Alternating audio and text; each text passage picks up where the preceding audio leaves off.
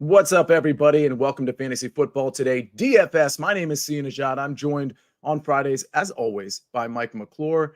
It's week 14. I can't believe we're this far into the season, but to be honest with you, we got a long way to go still, including the playoffs. Mike, how you doing today? Doing well, Sia. Doing well. Obviously finished early edge with you over there, and looking forward to this slate.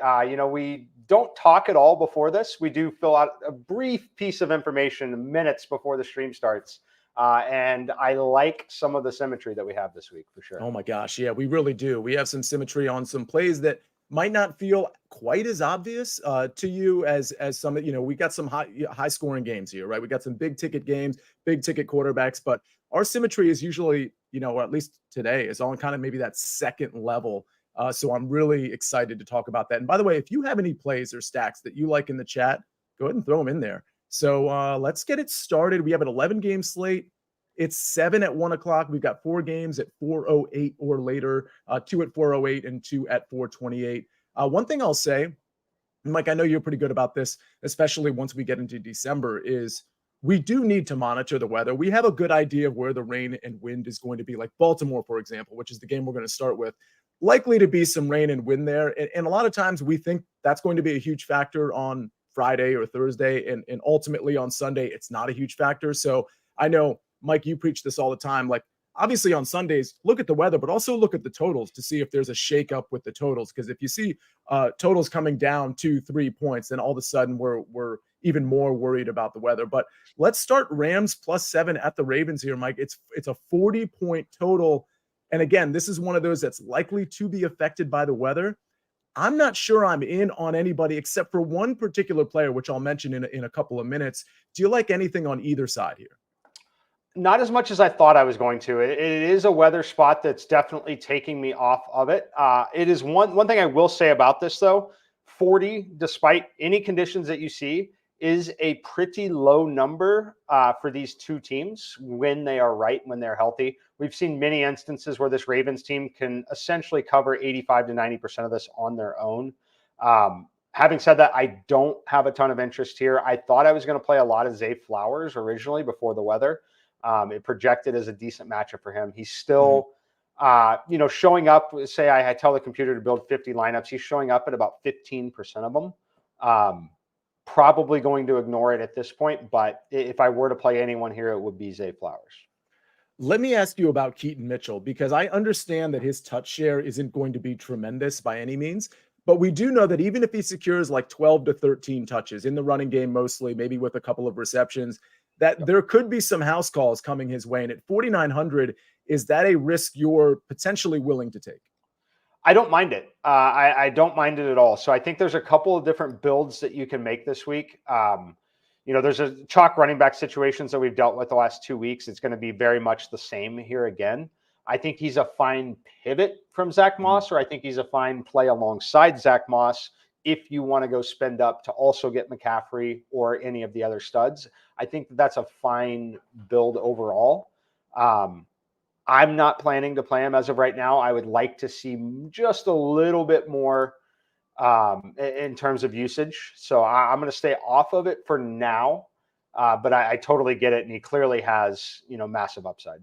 Yeah, and Chargy65 asks, is Isaiah likely an option? Which I do believe he is. He's a 10, and I'm probably going to play at 3,500. Probably even if there's some wind and rain, he probably still gets some looks. Mikey, is he on your radar in terms of kind of lower end tight ends? He is, other than the same situation we had last week, right? We talked about Dalton Schultz being out. Brevin Jordan is someone that the skill set is frankly there. He's a really, really talented player, and the price point's just so low. I know it's a matchup with the Jets, but I'm going to be on Brevin Jordan once again if Schultz misses. He did not practice Thursday. If Schultz somehow is upgraded to probable and active, then yes, I would go that way. If he's not, then I still strongly prefer Brevin Jordan. Yeah, and by the way, speaking of Zach Moss, because Mike just mentioned him in some builds, he is going to be chalky again. He is a good play in the sense that, well, I should say this, he's not appropriately priced. We'll get to that game, but a lot of people are going to be playing, even though it's $1,300 more than last week. $5,900 is probably not enough for Zach Moss. Doug Craig says, one of the premier DFS preview shows. Thank you guys for your devotion and grind. Really appreciate that, Doug. By the way, The FFT DFS contest is actually in the chat right now. It'll be in the podcast description. Register for that. It's only $5. And it looks like Todd Luther, he was in 4th place last week. And then Purdy to Deebo Samuels dropped him to 15th. Well, you were still in the money. That's the good news. What else did I have to say? Oh, yeah. By the way, Doug, if you haven't, that was a really nice comment. If you haven't already reviewed the podcast, go to Apple and scroll down and just hit 5 stars, maybe say a few words. That would be super helpful for any of you to do that. All right. What's super helpful for me is to play this Bears game. Lions -3.5 at the Bears. It's a 43.5 point total. Another one. It's in Chicago. It's not at Ford Field. We're going to have to monitor the weather. What I've seen from a weather standpoint isn't anything too crazy. Maybe a lot of these games are like a little bit of rain, a little bit of wind, but nothing like crazy. I like Justin Fields and DJ Moore a lot. I love these games where you can get a secondary that can get exposed, which we know is true for the Detroit Lions. And we've got a concentration of targets, really like a big concentration of targets. 30% of the targets when Justin Fields is playing, 30% or more go to DJ Moore. He gets almost half of the air yards. I love DJ Moore in every way. I love Justin Fields. Talk me off of it, Mike. I cannot talk you off of it. I like the spot a lot. I think Fields is going to have a big day with his legs. I think he's going to be able to find DJ Moore early and often. And you got to love the price point on DJ Moore here. Since Fields has been back in there, he's getting targeted. 13 last week, 9 in this same matchup. I think that this is a great spot to back him. I think he's got 30 plus fantasy point upside. I think they've got 60 plus fantasy point upside as a stack. And he's just way too cheap. 6,500. He should be $7,500. Considering the matchup, the quarterback situation, everything involved here, he's drastically underpriced. I know it's the most expensive he's been, but it's still not enough for what he's working with. Let me ask you this before we go to the Detroit side, because I'm curious if you like any runbacks here. We don't know if Deontay Foreman's going to be back. We don't know what the situation is going to be with Roshan Johnson, Khalil Herbert. At least I don't think we know yet if Deontay Foreman's, and even if he's active, like what his role is going to be. Either way, whether he's active or not, are you interested at all in this running game? Whether it's, in a stack, probably not, but just maybe taking a piece of the running game like a Roshan Johnson who got a lot of work last time out. I am not for now. I think I'm going to focus heavily on Fields and DJ Moore. So I'm not going to play that running back situation. I have, again, like last week, I had a very clear plan at running back. I seem to have that again this week. So not a lot of room for those guys that I would normally be mixing in and out of lineups. So I'm going to avoid it and just on the Chicago side only play Fields and Moore together, or Fields or Moore, but nothing else. I am completely on that. Any run backs? I think Amon-Ra St. Brown might be a popular run back. I wasn't impressed with him last game, but listen, there's always blips on the radar. I don't think I'm getting to Amon-Ra St. Brown. I'm going to play a lot of these stacks. And, honestly, Josh Reynolds got a lot of work last week. I think, between Montgomery and Gibbs, I don't want to have to make that decision. And because it's a spread a little bit more thin than I'd like, I don't know that I'm going to have a run back. How about you? Yeah, I'm not planning to have run backs here. The pricing just doesn't exactly work the way I want it to. I know that Laporta, he's been fantastic at times, obviously massive upside as we saw last week. At 6,100, he's not the same $5,100 player that we were able to jam in at times. So I'm going to stay off of the bringbacks here. I don't want to play St. Brown unless it's an indoor game. That's where I really think this Lions team succeeds. And having both running backs in there, I'm not having bringbacks here. It's just Bears only. Yeah, agree with that. Again, I think, if you wanted to take a flyer on like a Josh Reynolds at 3,300 just to make your lineup work, I think something like that makes sense. I mean, Jameson Williams, not really impressed with his target share, but 3,500. If you wanted to take shots there, I mean, I'm okay with it. I want to move to the Texans and Jets, which we won't talk about for more than, 45 seconds, hopefully. But I do want to ask, Kevin has a question that I think is really worthy of being asked. And Mike, I'm going to kick this to you. In terms of contest selection, if I was playing $50, would you recommend playing 10 $5 contests or a single $50 contest? Is there an advantage to either or? That's a really great question. It does still depend on your goals, which everyone laughs when I say, what are your goals? Your goals are to make money and win, right? I get that. Is your goal to try and win a large sum of money and win a large tournament? Or are you comfortable, playing a single entry tournament? For most people, I would likely play the one single $50 and build a lineup that you like. Or I would drop down and play, say, 20 or whatever, max out whatever the contest is, right? So that's the most important thing for me. If you're finding a $10, or a $5 contest that only allows 10 entries and you're maxing it out, then I think you're playing in a right situation.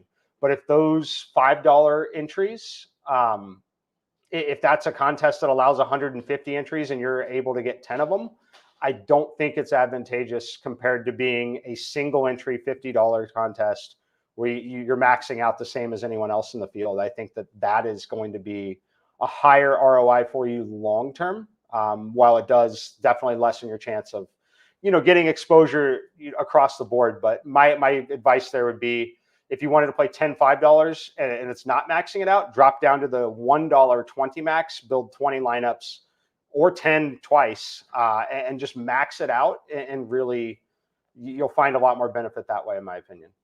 Yeah, and you could meet in the middle there too with there's some popular $27 single entry contests where you have one of those in a couple of $12 contests or a $5, to make up that 50 so that it's not 1 in 5. You could have maybe 2 or 3. But what I do want to say too is don't just pick all the huge contests. Like don't pick contests that have just 10,000 or more in them. Like have in your contest selection, maybe try to have some that have 1,000 people in it or 600 people in it, or maybe even less, so that you don't have to have a perfect lineup. Now, granted, with 1,000 or 2,000 or even 5,000, you don't have to have a perfect lineup by any means, but you'd be surprised at how easily you can cash with some duds in your lineup when you narrow the playing field, let's say in a single entry, to 1,000 participants or less, or 2,000 participants. It really does make a difference in terms of getting to that pay line.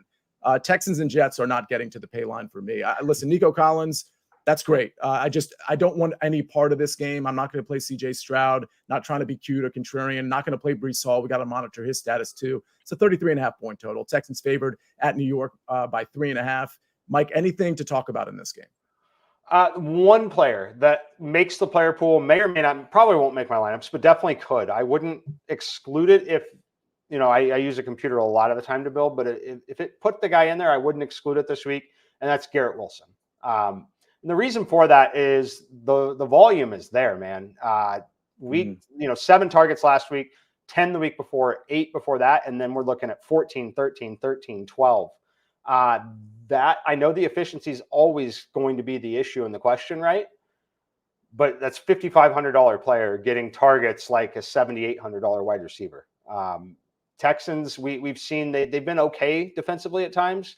They definitely get into shootouts at times as well, because their offense has been good. It'll be a matter of, can their offense score on the Jets enough to put them into the real obvious passing situations? I kind of think that they can just enough. So I don't think Garrett Wilson is a bad play at 5,500 here. I was going to say that 5,500 all of a sudden makes him a little bit more attractive, because I had to do a double take when I initially looked at his price, thinking he'd be in like the 6,100 range or something like that. 5,500 is a good price. I personally, I don't think I like what you're saying about the volume. It is going to go to him. I don't think I'm going to get there, but I don't know. You're kind of starting to convince me. So I'll put myself as undecided there. Panthers +5 at the Saints, 37.5 point total.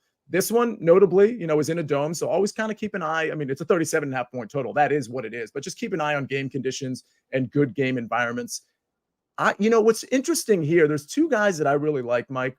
And first of all, I'm not sure we have super clarity on whether it's going to be Jameis Winston or Derek Carr. I'm sort of leaning towards Jameis Winston. I don't know that I want to play Alvin Kamara this week.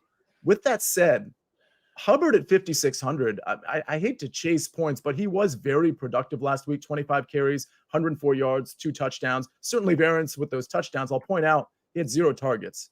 That isn't great. Chris Olave is another guy at 7,000 that I think can absolutely go off. The Panthers secondary, if you look at their numbers, they look pretty good. J.C. Horn's back, but still, it's Chris Olave. And I think whether it's Jameis or Derek Carr, he's going to get a lot of work. So I think Olave is my favorite in this game. Kamara certainly has a high rushing and receiving total. It's top 5 on the slate. I think it's second on the main slate. So I understand why he's popular. I don't think I'm getting there with him. To me, this one's probably Olave, and I'm done. What about you? Yeah, I don't think I'm going to end up with anyone here. I could make the case for Olave, and I could make the case for Kamara, just passing volume really to both. I am a little concerned if it is Jameis. I think he's going to continue to turn the football over. I think it's going to be an extremely high variance situation. So if I wanted to attack Olave, it would honestly probably be in the prop market through a longest reception prop. I think he's good for a big play. I don't know that we see multiple big plays successfully there. I think we see the targets for sure. If there was a way to bet on air yards, I would absolutely do that in this particular spot. But they just fall out of the player pool for me. You know, we liked Kamara a lot, both of us last week. It worked out well for me. I played him alongside McCaffrey, and it worked out well. But I'm not planning to go back to it this week, despite a pretty good matchup on paper. And as far as Olave, I want to keep an eye on the injury report. And he had the injury report. Now it's an illness. It's just he seems to be questionable every week the last few weeks. Yeah. At 7K, it's close enough. Like I'm certainly playing DJ Moore at 6,500 before I'm playing Olave. Yeah, that's completely fair. I'm doing that as well. And I agree with you. Monitoring illnesses and injuries, that's something we're going to do, especially this late in the season. I mean, I feel like early in the season, we didn't have a lot of like surprise inactives on Sunday mornings. But I think as we kind of get into December, we're going to have to monitor that a little bit more so that we haven't finalized our lineup by any means on Sunday early morning. But by the way, Olave's receiving prop 68.5. Something to think about if he's healthy. Honestly, even if Jameis Winston's the quarterback, he's going to throw some picks. They're going to be behind. Like that's just probably what the case is going to be. But they're favored, of course, against the Panthers by 5. Okay, we're going to a really, really interesting game. You guys aren't going to think it's interesting, but I promise you it is. It's the Colts and the Bengals. But before we get there, let's hear a message from our partners. We need your sports news anywhere. We've got breaking news to bring you. Then get your sports anytime you want them. Big trade news overnight to discuss. Because we know you need sports all the time. A lot of movement in the rankings this week. A legend adds to their legacy. We're bringing you that breaking news right here on HQ. CBS Sports HQ, anywhere, anytime, all the time. So we reached the portion of the show where I pat myself on the back. I always got to do it at least once. Last week, I played a lot of the early slate. I've been doing that a lot, Mike, lately. I've been playing a lot of the early slate, a lot of the afternoon slate. I think that's where most of my money was this last week, but I did play plenty of the main slate too. I had Ramondre Stevenson in terms of the cash allotted in 80% of my lineups. And that was not a good thing that happened early in the game. I still managed to make money and cash most of my tournament lineups. So I was really proud of that. The other thing I'm proud of, by the way, and it pertains to this Colts Bengals game, 44-point total, is that on Monday or maybe Sunday night, Monday night when Jake Browning played, I had Jake Browning's over completions, over 21.5 completions, which he sailed over. It was plus money. And Jake Browning looks good. He's not Joe Burrow, but he looks good. He's 5,200. Gardner Minshew is 5,400. Each of these guys have prime-time receivers. And Jamar Chase at 7,600. Michael Pittman, who's just destroying every team he plays, at 7,300. Zach Moss is in this game at 5,900. People starting to like Mixon again, even though Chase Brown might have looked better between the tackles. Mixon's only 6,100. There's so much to choose from in this game. Mike, first of all, is this going to be a popular game? I can't imagine it is, but I love this game. How about you? Yeah, I think there'll be a couple pieces that end up being popular, and just because of the fact that Moss is playing in it. But I love this game. I've loved it all week. On CBS Sports HQ, we do a look ahead to the next week, the early line to jump on. This was the game that I gave the total. I gave it at 39.5 to the over. We have seen massive movement here, and it's correlated to Browning and looking competent. I think there's things that we need to talk about with Browning that we need to remember here. He is an above average backup quarterback for sure. Mm-hmm. But the thing that's important here is he's stepping into an elite wide receiver room. It is not the kind of situation a lot of backups tend to step into. He has one of the best receiving cores in the NFL that he gets to work with. Not to mention Joe Burrow was banged up early this season during training camp and to start the season. So he actually has a ton of time and additional reps with these receivers and just this offense in general. He's extremely comfortable. It should not be treated as a normal backup quarterback situation. I know there was some concerns when he stepped in and had to play a Steelers defense that at the time was looking very, very good. So that is something to consider. I love Browning. I'm going to play him. I'm going to stack him with Jamar Chase. I'm going to play Zach Moss, a very natural bring back on the other side. And then Pittman. Got to talk about Pittman because I will admit I have not been playing Michael Pittman. I've missed out by not playing Michael Pittman. The volume is there. So much so that I think you could play Pittman and Moss pretty comfortably in the same lineup still.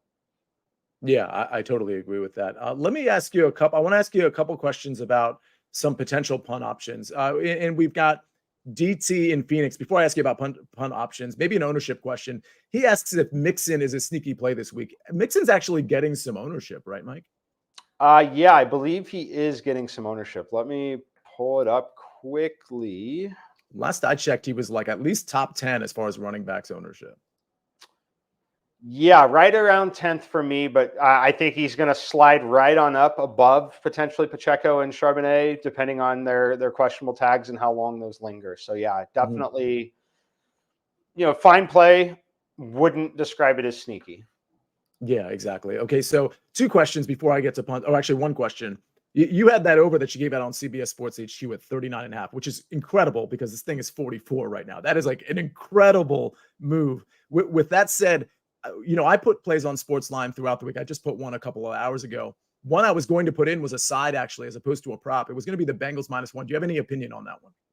I lean there. Yeah, I believe I just released other numbers today. Sorry, I have. I was just looking at where my number was on this. I make the Bengals -2.5 here in this game. Okay, so slight edge there. All right. Yep. And there's some punts in this game. The chat mentioned one of them. Let's see. They mentioned Tanner Hudson, who, by the way, has 4 catches in 4 of his last 5 games. And that 5th game, the one I left out, he had 6 catches in that one. So this guy, even though there's a lot of tight ends on this team, and we know Drew Sample, a couple other guys that catch passes, Hudson's really cheap at 2,800. And I do want to point out, Kyle Granson's really cheap at 2,600. And we know he has some upside. Yeah, Alec Pierce at 3,700. Any punts that you like in this one? Maybe a Josh Downs? Yeah, Downs is fine as well. If I were to play Hudson, if I were to play one of the cheap tight ends, it would be Hudson. And the only scenario I would do it is if I'm playing Jake Browning. I would have a Jake Browning double stack, which would likely turn into a full game stack because you're going to have Moss on the other side for sure, potentially Pittman as well.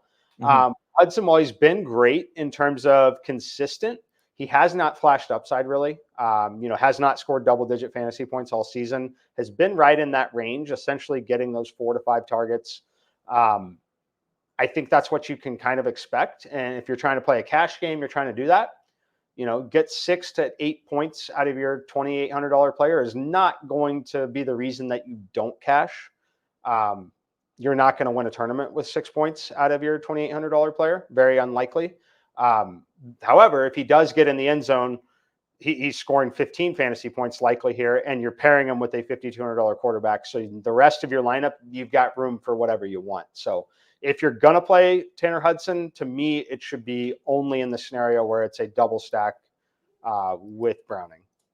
And by the way, I know you like the Browning side of the stack. Is the Minshew stack in play at all for you, or is it really just pieces from the Colts as run backs in the Jake Browning stacks? I think it's okay to get there. I prefer the Browning side. I think that while Minshew is someone that I don't mind targeting, I really think that there's a scenario here where Moss actually runs a little better and we see, a couple rushing touchdowns. So I'm going to be off of it. I think that, Minshew, we've seen the upside. We've flashed the upside a bit. I can't get there when Browning's a little cheaper. And we've seen the downside on Minshew is, multiple games of less than 10 fantasy points. Yeah, and not that this is going to happen again, but the last thing on Browning, last week, 32 of 37 for 354, 2 touchdowns, plus a rushing touchdown. Again, he's not replicating that, but keep in mind what Mike said right off the bat. When you step in, and by the way, this guy's been holding an iPad, which used to be a clipboard, for about 4 years now. He was pretty good at University of Washington, probably should have been better, but he's seasoned. He's been watching, and what Mike said at the beginning of this part of the show was he steps into an elite wide receiver room, which not a lot of these backup quarterbacks get a chance to do. So he is very comfortable slinging it to T. Higgins and Jamar Chase and Tanner Hudson and Tyler Boyd and Trenton Irwin. So I could see another big game coming from him. All right, Buccaneers at the Falcons, another dome game for whatever that's worth. Buccaneers are 1.5-point dogs. It's a 41-point total. I'm not really interested in much in this game. I understand why people might want to play Bijan Robinson. Personally, I don't think I'm going to get there. He is averaging 20-plus touches over his last 3 games. So he's starting to get the usage that I think people who drafted him in redraft and played him in DFS wanted him to get. Rashad White I love, but the price is starting to go up. He's 6,800 now. Mike Evans, no problem playing him, but I don't know that this is the matchup I want to get there. So I'm passing on this one. How about you? Yeah, it makes a lot of sense to pass on it. I think there is one guy that I'm probably going to end up with in a lineup here. It's similar to the Garrett Wilson situation. It's Drake London. Drake London, you look at the box score last week, not pretty. Why was it not pretty? Oh, they played the Jets defense. He's $4,600 now. When you look at $4,600 in a competitive game against a team that is a pass funnel, Tampa Bay definitely forces you to pass the football. Very difficult to run on them. I know that the Atlanta Falcons like to run the football, so it'll be very interesting to see that workload. But I like Drake London here. At 4,600, I think that it's very possible that we see, 6 to 7 catches, 60 yards, and a touchdown. I think is well within what we can expect here. Totally agree. Drake London definitely stuck out, and the Bucs not just good against receivers in general, but boundary receivers especially. Not very good there. And Drake can certainly get loose. Let's see how much they have to pass in this one. But again, Buccaneers, you usually try to pass against them if you want to beat them, as opposed to run the ball. Although Chuba Hubbard, 104 yards and 2 touchdowns last week against that formidable Tampa defense, but that could have just been an outlier. What would also be an outlier is me playing anybody in this Jaguars-Browns game. 31.5 point total, Jaguars +3. Listen, I think it's probably C.J. Beathard and not Trevor Lawrence. I know we were all giddy about seeing him on the practice field yesterday, but he really wasn't doing much. He was stepping into throws, which was surprising, but not a lot of planting and cutting. I don't think we're going to see Trevor. I think it's going to be C.J. Beathard. On the other side, Joe Flacco, he looked okay last week. Elijah Moore, unfortunately, he was 3,500 last week, now 4,500. I don't know if that means you can't play him, but I'm not playing him. I'm not playing anybody in this game. Mike, how about you? Yeah, I'm probably not going to get there. The computer says Elijah Moore and David Njoku are both fine plays. Moore, if we think Moore is actually going to get 12 targets again at 4,500, it's right in that same situation as Drake London or Garrett Wilson. Like any of those 3 guys, talented enough to be played if you're counting on that kind of volume. Like no matter the matchup, no matter who's throwing them the football, if they're getting it thrown their way that many times, they're playable at their price points. Njoku, I think, is probably going to be okay as well. Price point 4,100. Like I don't mind it.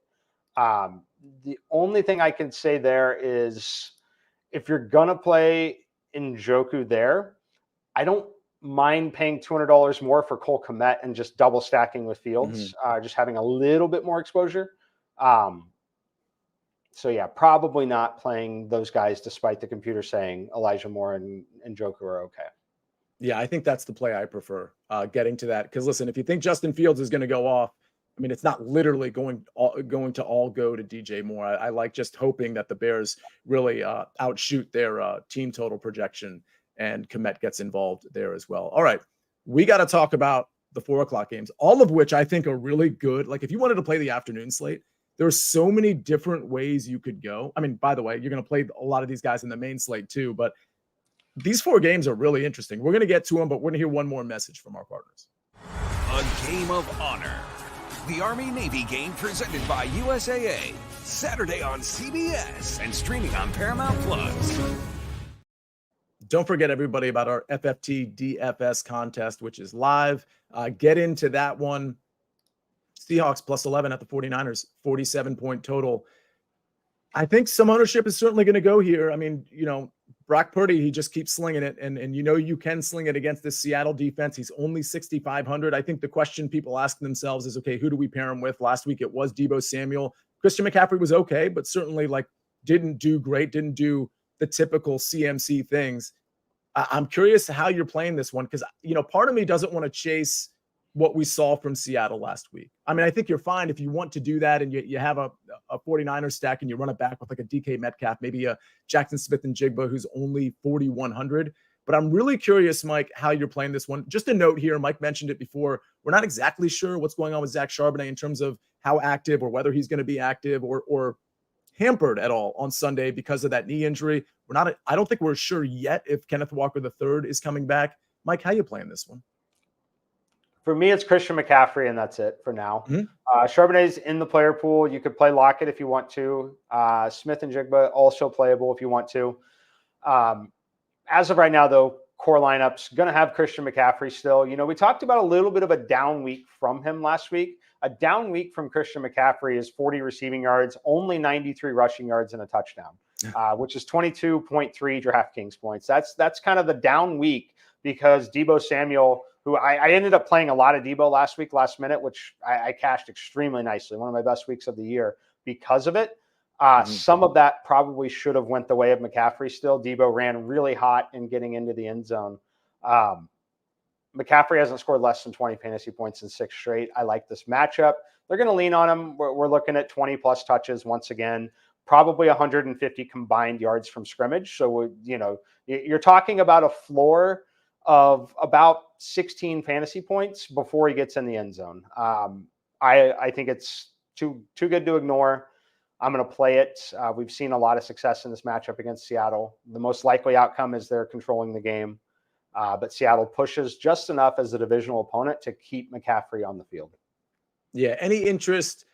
Let's say I was playing just the afternoon slate. Any interest in a Geno, DK, maybe double stack with JSN, and then you run it back with, let's say, Christian McCaffrey. I mean, it's getting pretty expensive, but at least you get some salary relief with JSN, and Geno's only 5,700.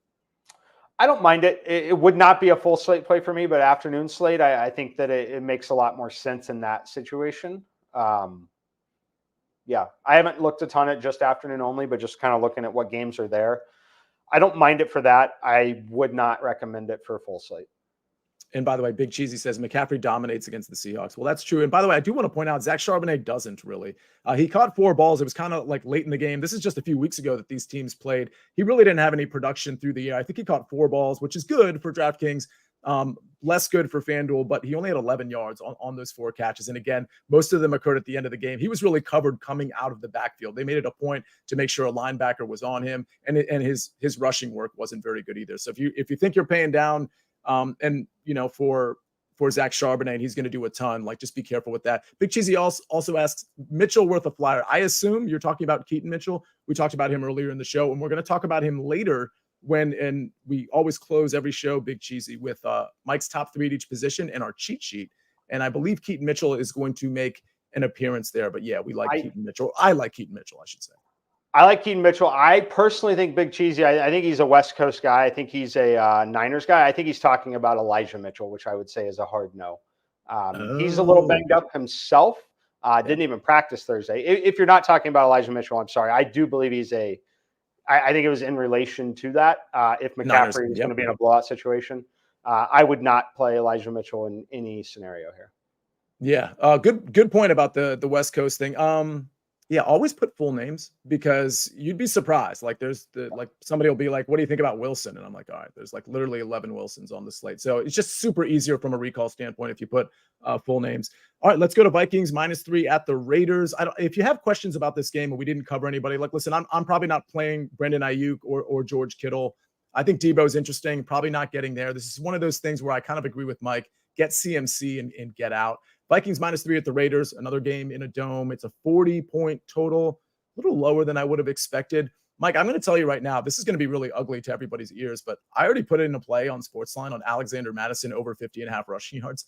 I just thought he looked really good the week before the bye. It looked like he had established himself again as the number 1 running back. Ty Chandler really didn't get a lot of work. He averaged 5.2 yards per carry, only got 10 carries. That was kind of game script dependent. But I bring that up to say this. I think Alexander Mattison at 5,500, I don't think that's terrible. I think against this Raiders defense, he could have a pretty good game. Jacobs at 6,900, I think he might be popular. Vikings pretty good against the run, so I don't know how much I love that. TJ Hawkinson, another guy I looked at. I'm not playing Justin Jefferson. I'm not playing Jordan Addison. It'll be hard for me to get to TJ Hawkinson. Do you like anything in this game? Not a lot. The computer says Josh Dobbs is fringe playable. I'm not going to do it personally. Jacobs is going to be extremely popular. I'm not going to go there with that kind of popularity that I'm projecting, at least at this point in the week. So I'm off a lot here. I think that, obviously markets can be wrong on projecting totals. Yeah. And I say projecting, it's, a market sets the total, right? It's, it's not Vegas projecting the total. It is the market with action dictating where the total lands. And the fact that you see a 40-point total in a dome should be pretty telling if you believe that the market is efficient there, like I do. So I'm going to stay off of it. Again, it's very concerning to see a total that low in such a controlled environment. Yeah. And again, the Madison play, I don't expect anybody to like that. And he probably doesn't get a ton of receiving work. But again, against the Raiders, I'm just kind of going for something that at 5,500, I think could get there. But there's a lot of options between 4,900 and 5,500 that might be better, of course, than Alexander Madison. All right. Those are the two 408 games. The two 428 games are Bills, Chiefs, and Broncos, Chargers. Both have plenty of DFS implications. Let's start with the Bills against your team, Mike. It's a 49-point total. This is obviously a huge total. So many different ways to go. I think we need to check on Isaiah Pacheco's injury status, like a lot of these guys that we've talked about. I like the Josh Allen side. I don't know who I want to pair him with. I mean, Diggs, 8,800. Josh Allen, 8,300. That's pretty expensive. Mahomes, 7,900. Do you pair him with, let's say, a Rashee Rice? How are you playing this one?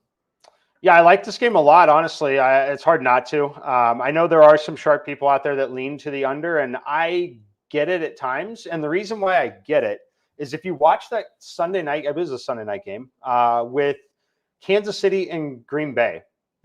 Sunday night. The number of possessions in that game, insanely low, because Green Bay was basically Jordan Love was replicating what Mahomes has been able to do throughout his career in that game. They continue to have those 6 to 7 minute sustained drives that you reduce so much opportunity. I think that that's possible we get in here, but I also don't think that they can stop Buffalo, and I don't think Buffalo can stop them. So I think there's plenty of fantasy points here. If I'm stacking, I do like the Mahomes side a little bit better. I think this is a good bounce back spot for Kansas City. I think if Kansas City wins this game, they win out, they grab the number 1 seed. I think it's incredibly important for them to win this game. Obviously a must win on the side of Buffalo. So I like Mahomes to Rashee Rice. Not going to play Pacheco just yet. Need more information there. Travis Kelce, I do think it's a decent spot to jump back in there. I don't think a lot of people are going to play him. But my favorite play in the game is Stephon Diggs. And that's for a couple reasons. Number one, he's the most expensive wide receiver on the slate. Definitely think people are going to look to save a little cash there. But I love the chemistry with Josh Allen still. And that might sound crazy to some people, but you look at some of the bad games he had. He had 2 bad home games back-to-back against Denver and the Jets.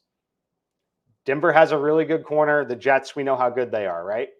The targets dropped in those games. But when you look at last game against Philly, 11. Back to Tampa, 12. New England, 12. The Giants, 16. I think he's going to lean on Diggs in the must-win spot, and I think he's going to have a big day. Yeah, it is a must-win spot for sure. Listen, Gabe Davis, I don't know that I want to chase that, but he had a big day, I guess 2 weeks ago, because they're coming off a bye, right? Against the Eagles. Khalil Shakir, 3,900. Dalton Kincaid, I think Dawson Knox is back. I don't know how much that affects Dalton Kincaid or, frankly, these 3 wide receiver sets that Khalil Shakir has been bumping into. Any other players besides Diggs that you like? And is your stack Mahomes to, let's say, Rice and bringing it back with Diggs? Would that be the primary stack for you in this game? Yeah, the primary stack for me is Mahomes to Rice with a bring back of Diggs. As far as the other players for Buffalo, probably not going to get there. The only scenario I would get there would be if I wanted to make it a Josh Allen lineup, in which case I'd have a double stack. So it'd be Allen, Diggs, and then whether it's one of the tight ends or Shakir or Gabe Davis. But there is a decent negative correlation there. So I'm not going to play that. If you wanted to, that's how I would play it. For me, it's just Diggs on the Buffalo side and Mahomes, Rice, potentially Kelce on the Kansas City side. Do you have a take on who wins this game? I know you might be a little biased, but you're usually extremely objective. So I feel like somehow the Bills are going to pull this out, particularly coming off their bye. But I'm kind of going back and forth here. Yeah, so that's part of the reason why I'm not touching the total there on it. But I lean Kansas City. I make the number 3. I think it's going to be, which is essentially saying that the teams right now, it's essentially saying these teams are even on a neutral site, right? That's what that's saying. In this particular matchup, when you've got Buffalo with all this time to prepare, backs against the wall, when I have a -3 rating on Kansas City. That's essentially, one of the better home field advantages in the NFL. That's essentially what it is. So I think Kansas City finds a way to win the game. But it wouldn't shock me if Buffalo plays one of their best games because, we saw Buffalo have to fire an offensive coordinator. Rightfully so, maybe not. They've been extremely unlucky at times. Not every turnover from Josh Allen has been Josh Allen's fault. They're a very talented offensive football team. So I think this is a possession game back and forth. Definitely going to look and feel like a playoff game. I lean Kansas City to win, but it is not something that I bet and not something I plan to bet. I'll say this. If you think the Bills can win this game, or if you think it's somewhat likely, more likely than not that they win this game, given the nature of the AFC and the lack of quarterbacks, the injured quarterbacks in the AFC on most of these better teams, the Bills are 22-1 to win the AFC, not the Super Bowl, but to win the AFC. So if you think they're going to get past the Chiefs, not at that point, they've really inserted themselves back into the playoff hunt. They're right outside, on the outside looking in right now. But again, if you think they're going to win this game, it'll go a long way for them to make the playoffs. And if they make the playoffs, given the nature, again, of the quarterback position in the AFC, I think they have a pretty good chance. That would drop from 22-1 to 11-1, maybe 9-1 real quick when the playoffs start, if not even a little bit shorter. Mike, what do you think about that? I like it a lot. You can look at all the teams across the board. I guarantee you, if you surveyed NFL head coaches or GMs and asked them which of these fringe teams you don't want to see in the playoffs, it's certainly going to be the Buffalo Bills and Josh Allen. You don't. Doesn't matter. I mean, you could say the same thing about Kansas City, right? Hypothetically, Kansas City drops this game and then drops another game, and they're like a 3 or 4 seed. No one's thrilled to be playing them, no matter where they're seated. Right. That's certainly true on the Buffalo side. Right. All right. Let's get to this last game before we get to your top 3 and both of our cheat sheets. Broncos plus 2.5 at the Chargers. It's a 44-point total. This one played in a dome as well. We know at SoFi in Los Angeles. Some interesting prices here. I mean, I wasn't on Russ with you, Mike, last week. I wasn't on Javonte either, but this is a pretty appealing price. Russ 5,800, playing a Chargers defense that doesn't offer too much resistance. I think Jerry Jeudy's really interesting because of his price. If you're doing a Russ stack at 4,700, then we've got Cortland Sutton, the touchdown maker, at 6,100, Javonte 5,800. I think all these prices are great. And by the way, Keenan Allen, who I didn't like when the slate opened up, but now I got to start looking at it because his yardage prop from a receiving standpoint, it's the highest on the main slate. It's 84.5. So it's hard to ignore a Russ stack with a Keenan bringback. What do you think? Yeah, no, I won't go as far as say it's hard to ignore it, but it's certainly viable. I did like Russ a lot last week. I liked Sutton a lot last week. He fortunately got in the end zone there after dropping an easy 50-yard completion, in the early first quarter. I'm not going to go back to it. I prefer Javonte in this one if I was going to play something on that side. However, you mentioned Jerry Jeudy. I do think Jerry Jeudy's, the volume's not as high as guys like Drake London or Elijah Moore or Garrett Wilson necessarily, but he's in that conversation. Like playable, you need a receiver that's, 55 to 4,500, somewhere in that range. I think it's okay to go there in that spot.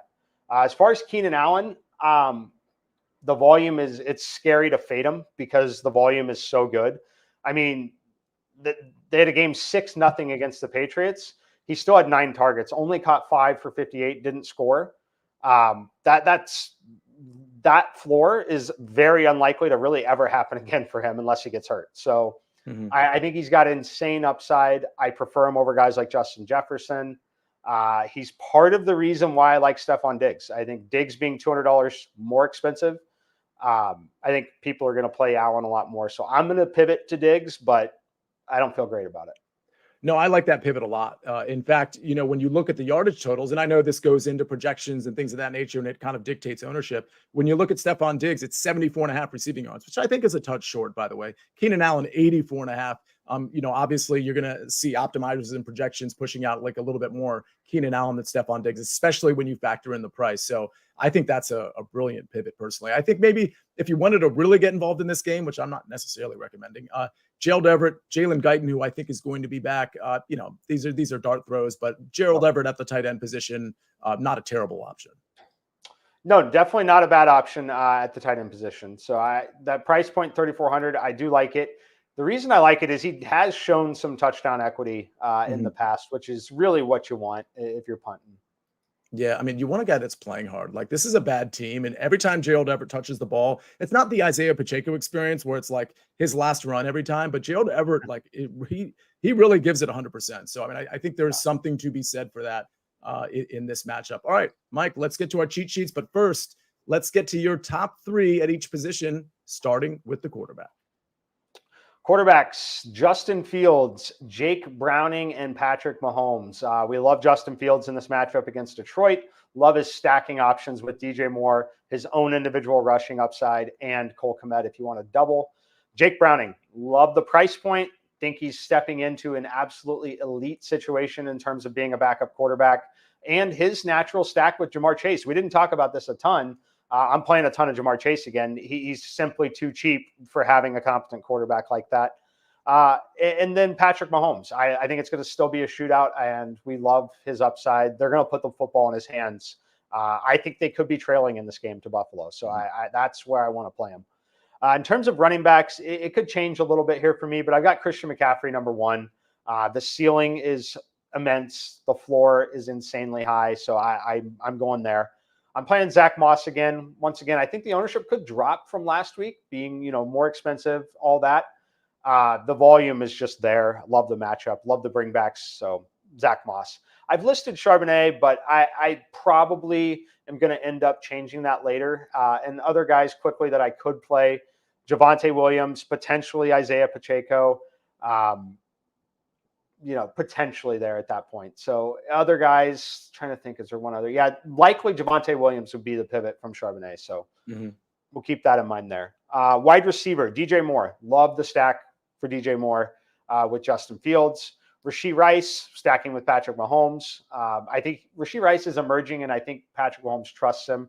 I think they're going to get the football in his hands a lot. And then Jamar Chase. Simply too cheap. Love the chemistry he's developed with Jake Browning. Love the price point on just stacking with Browning. With Chase, it's really, really good in terms of price points. Love that. And tight end. Tight end. Going to Cole Kmet. I've moved him to the number one spot. I've actually talked myself into some double stacks and playing him there. So Cole Kmet with Justin Fields. Cole Kmet without Justin Fields. Tanner Hudson, number two. We're going all value here this week. Again, stacking with Jake Browning. That's the only scenario I'm playing Tanner Hudson is with a Jake Browning lineup. But when you play Jake Browning, so that this just the thought process through some of this as well and why it projects reasonably well. You got Jake Browning 5,200, Jamar Chase 7,600, and then Tanner Hudson 2,800. That's essentially the same price point, maybe even a little less, is a normal Joe Burrow to Jamar Chase, but now you're getting three players instead of two in a pretty good matchup. So that's why we do that. And then the third tight end, Brevin Jordan, Houston Texans. Tough matchup, no doubt. I love the way he plays, and Dalton Schultz likely to miss this game again. Love it. Hey, good question from Greg Goose Hayes. In cash lineups at quarterback, would you play Fields or would you play Browning? Or maybe you can think of another quarterback that you love for cash. I think Fields is definitely going to be the default for a lot of people. I'm going to be playing a little bit of both. I do like Fields and Browning both. I think that the builds kind of change just a little bit, but not a ton. Like thinking about a cash game build with Justin Fields, it's definitely going to include DJ Moore, right? My Jake Browning cash game lineup is definitely going to include DJ Moore. Like it's still going to include DJ Moore. It's just going to allow me to maybe get up to Christian McCaffrey or get up to Stephon Diggs in one of those contrarian type spots that I may not be able to if I'm spending a little more on Justin Fields. So they're going to be very similar lineups. The cores are going to be the same. I'm going to have McCaffrey in them. I'm going to have Jamar Chase in both of them, no matter who I have at quarterback. I think the field is definitely going to play Justin Fields more than Browning and cash. Yeah, and keep in mind what he just said too, in terms of whether you're playing Fields or anybody else. Mike, it sounds to me like Jamar Chase at 7,600 would be like a cash game staple. For me, yes, definitely. Yeah, and I would agree with that. I think DJ Moore is as well. I want exposure to both of those quarterbacks, no matter who is in my lineup at quarterback. And we can throw in Zach Moss as a core piece of your cash lineup too, right? Absolutely. All right. All right. Well, you got a lot of cash advice there. Let's go to my cheat sheet. These names sound familiar. Justin Fields, 6,800 to DJ Moore, 6,500. We've talked about that one enough. Don't need to expand on that. Keaton Mitchell is my value at 4,900. I'm really just going for the upside there. You know, I'm playing him in tournaments, not in cash. So I do want to emphasize that. But I do think if he makes a house call at 4,900, not only does he make a lot of lineups work because of the price, but he could really kind of shoot to the moon because we don't exactly know what the running back distribution is going to be between him and Gus Edwards and Justice Hill. He'll likely phased out a little bit, and I know Gus Edwards gets a lot of the goal line stuff, if not Lamar, but I think we could see a big time uptick with Keaton Mitchell. It makes a lot of sense to me. Chalk play Zach Moss at 5,900, still priced inappropriately. My contrarian play, honestly, like I'm not super comfortable with this, but I just think it's going to be let's put it this way. I think this could be the biggest game of Alexander Madison's season. That doesn't say much, right? I'm not saying he's going to have like 2 touchdowns and 150 yards, but I do think it's a good matchup. I liked how he looked, and I like how it looks like he's reestablished himself as the RB1. I don't think he's an optimal DraftKings play in general, but I just don't think a lot of people are going to play him, and I'm hoping I get 1 to 2 touchdowns for him. My fade's going to be Zach Charbonnet. Part of it is monitoring the injury, and the other part of it is I think if Seattle's going to have success, it's going to be through the air. It's not going to be through the run. Charbonnet may get there with volume. I just think he's going to get shut down more often than not when he touches the ball. So I'm out on Zach Charbonnet. Mike, your cheat sheet. Well, first of all, I love Justin Fields to DJ Moore. So definitely could be my 1A, 1B for sure. But it's going to be Jake Browning for me to Jamar Chase. Again, 5,200, 7,600. Love the combination on that price point. There's a lot you can do with your lineup if you go that route to start. My value play for me is going to be Drake London. I love the bounce back spot. Much better matchup. He's a matchup they're familiar with. A matchup you have to throw. 4,600. I think he gets in the end zone. So I like Drake London. Chalk play, Christian McCaffrey. All day for me. Top play on the slate pretty much every week. I think that remains true again here this week. So I'm going to take the points there and work some value everywhere else. My contrarian play, we talked about it at length, really, a little bit. It's Stephon Diggs. I like Diggs. I'm going to have him projected slightly lower than Keenan Allen. I think everyone's going to have him projected slightly lower than Keenan Allen. But I think that being $200 more, I'm going to play a little Mahomes, going to play a little Rice. Must-win game. I just like the spot. Coming off a bye, there's just so many things that you can like in that spot. And my fade, Josh Jacobs, 6,900. He's a fine play. We talked about this guy many times. He can score 30 fantasy points pretty easily, right? You know, things can go right for him. He's a very talented player. I think the biggest concern I have here is a 40-point total in a dome in a controlled environment. Minnesota, I think they're actually solid against stopping the run. So I'm going to fade Josh Jacobs here. Yeah, I like that a lot. And, you know, your cheat sheet's really interesting because you got a couple really expensive pieces in there. But because of what I'm looking at with your stack, like you could literally take his stack value, chalk and contrarian, and like already have a tournament lineup like built out. And then you throw in a couple like cheaper pieces. Again, we talked about Tanner Hudson, for example. So you could literally like use his stack and it works, right? With those expensive pieces, it works because he has Jake Browning as the quarterback option and Drake London, tremendous value there too. So the cheat sheet is there for a reason. I mean, you know, you can actually take a lot of pieces from these and hope that you can get far in your tournament lineups. And we hope that you do. We hope we see some screenshots. I saw last week, I don't know if they just tweeted at me or maybe it was a message to me. I'm not sure. I think it was a public Twitter comment. Somebody turned $10 into $700. Mike, I think they gave both of us credit, but I bet it was mostly you is my guess. But the point is, listen, that doesn't happen all the time. $10 to 700 is amazing, but we have been pretty good. I've been winning. I would probably say 4 to 5 weeks in a row where I'm actually kind of making money and I'm playing largely tournaments versus cash. So to have a streak like that in tournaments is somewhat telling. Again, don't be afraid to play the early slate only, the afternoon slate only, just to change things up a little bit.